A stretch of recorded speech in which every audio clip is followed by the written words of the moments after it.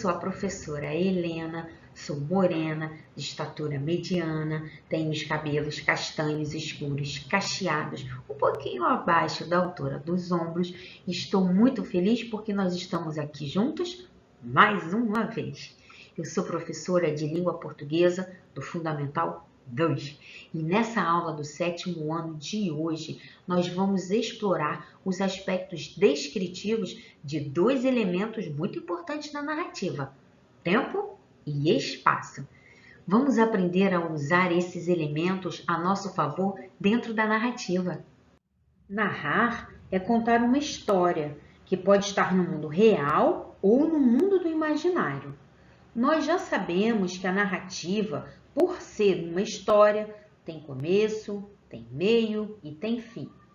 Logo no começo de uma narrativa, nós temos a chamada situação inicial. A situação inicial é a parte do texto que geralmente situa o leitor e apresenta alguns elementos, e entre eles, o espaço e o tempo. Eles são elementos muito importantes na construção da narrativa, porque ajudam o leitor a acompanhar a história sem se perder. Na verdade, esses elementos guiam o leitor pelo percurso da narrativa.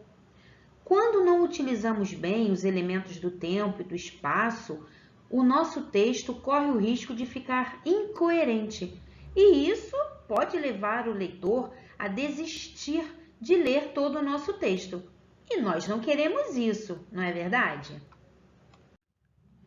Observe essas gravuras da cidade do Rio de Janeiro. Elas representam 3 momentos diferentes ao longo do dia do mesmo cenário. A primeira é a parte da manhã. Note que o sol está nascendo. A segunda representa a parte da tarde. E a última é o momento da noite. Reparou as luzes da cidade acesas? Reparou o céu escuro? O tempo ajuda no desenrolar da própria narrativa. Porque se eu quiser narrar uma história com o intuito de assustar, por exemplo, eu posso usar o tempo da noite como meu aliado. A parte da noite pode trazer esse sentido de mais suspense, de mais medo para a minha história. Da mesma forma, eu posso usar o tempo do dia para transmitir uma ideia de recomeço, de renovação. O tempo em uma narrativa responde à pergunta quando? Quando acontece a minha história? E esse tempo pode ser cronológico ou psicológico. O tempo cronológico é aquele marcado por expressões de horas, de dias, de anos, etc. Já o tempo psicológico é aquele que traz para a narrativa lembranças e vivências dos personagens. Viu só como o tempo é um elemento importante na construção da narrativa? Agora vamos ao espaço. O espaço é o lugar. Ele responde à pergunta onde se passa a nossa história. Esse local pode ser único na nossa história. Ele pode fazer parte de um mundo fictício ou de um mundo real. Por exemplo, nós podemos criar uma história que acontece em uma casa. Então, esse espaço seria real, físico. Mas nós também podemos criar uma narrativa cujo espaço seja o nosso sonho. Então, nesse caso, ele seria o imaginário, o fictício, o psicológico. Agora me responde, você gosta mais de ler histórias que aconteçam no mundo real ou no mundo imaginário? Aqui nós temos 2 imagens. Essa primeira imagem pode simbolizar o espaço real, o mundo físico. E essa segunda pode representar um espaço psicológico. Vamos ver como esses elementos aparecem em um texto? Agora, nós vamos ler um conto que foi escrito por Marilene Constantino e por Rosânia Gomes. O título do conto é O Mistério da Noite. Que título, hein? Fiquei curiosa para saber de que se trata o conto. Vamos à leitura. A noite caía e, mais uma vez, Lucas previa os momentos angustiantes que teria de enfrentar e que se sucediam rotineiramente e por etapas. A primeira começava com a ordem expressa: já para a cama, hora de dormir, anunciada pela voz mais potente da casa. Não havia como contestar ou mesmo escapar. Após esse momento de total obstinação, era chegada a hora mais temida, a de ter que se enfiar debaixo dos lençóis, ato que exigia do menino um enorme esforço e uma grande prova de coragem. Era, sem dúvida, a pior parte daquela rotina. O menino tinha uma irmã chamada Lena, menina admirável e de atitudes seguras, que dividia com ele o mesmo quarto naquela modesta casa. À noite, ela observava com estranheza o nervosismo de Lucas. Sua inquietude ao anoitecer muito a incomodava, mas, exercendo a obediência costumeira, logo adormecia e não pensava mais no irmão.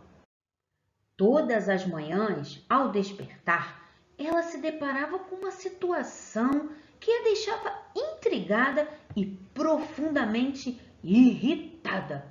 Acordava sempre na cama de Lucas e não na sua. Que mistério! Tinha a certeza de não ser sonâmbula, apesar de ter sono pesado. Como tal fato acontecia? Dona Rosa, mãe das crianças, tinha a tarefa de acordar os dois para começar a rotina deles antes da condução buscá-los para a ida ao colégio. Ao abrir a porta do quarto, encontrava a Lena sempre na cama do irmão. Ela também não entendia o que acontecia. Perguntava para a filha por que ela fazia aquilo. Lena respondia que não sabia. Já o irmão se intrometia na conversa delas e dizia que Lena lhe pedia para ir para a cama dele, por ter medo de dormir sozinha e que depois ela não se lembrava. A menina não acreditava na conversa do irmão. Tinha que dar um jeito naquela situação. Foi quando, numa bela noite, teve uma ideia e correu para pô-la em prática. Confeccionou um boneco de pano bem grande. Precisaria apenas de um pouco de tempo e alguns materiais básicos que sabia que podia encontrar na sacola de costura de sua mãe. A menina esperou a repetida agonia do seu irmão para dormir. E logo que ele se deitou, tirou debaixo de sua cama o boneco e o colocou sobre ela. Feito isto, foi dormir no sofá da sala. Pela manhã, quando Dona Rosa abriu a porta do quarto, teve uma grande surpresa. Lá estava um boneco de pano, junto com Lucas na cama dele. Lena entrou no quarto logo em seguida e imediatamente entendeu o que acontecia durante a noite. Lucas acordou e ficou muito sem graça. Sua mãe lhe cobrou explicações. Ele confessou que tinha medo de dormir sozinho na sua cama e que por isso esperava a irmã pegar no sono e a levava para a cama dele. A reação inicial da mãe foi dar uma grande bronca no filho e a de Lena gargalhar compulsivamente, feliz por ter desmascarado o irmão. No entanto, lembrou de como o irmão sempre foi um amigo leal e que amigos verdadeiros procuram entender o outro e até mesmo as suas fraquezas. Perdoou Lucas por enganá-la e teve outra ideia para ajudar o irmão a superar o medo. Todas as suas ideias davam certo. Ela propôs a Lucas antecipar a hora de dormir, porque assim ganhariam mais tempo para ler uma boa história, relaxar e pegar no sono, cada um na sua cama, antes que a noite chegasse. Com o passar do tempo, Lucas ficou mais confiante e conseguiu afastar de si o fantasma do medo. Você gostou do conto? A Lena é uma irmã muito legal, você não acha? É sempre bom nós tratarmos o outro da mesma forma pela qual nós queremos ser tratados. Agora, nós vamos analisar alguns trechos do conto, nos quais aparecem os elementos do tempo e do espaço. Vamos lá! Esses são os 2 primeiros parágrafos do conto. A noite caía e, mais uma vez, Lucas previa os momentos angustiantes que teria de enfrentar e que se sucediam rotineiramente e por etapas.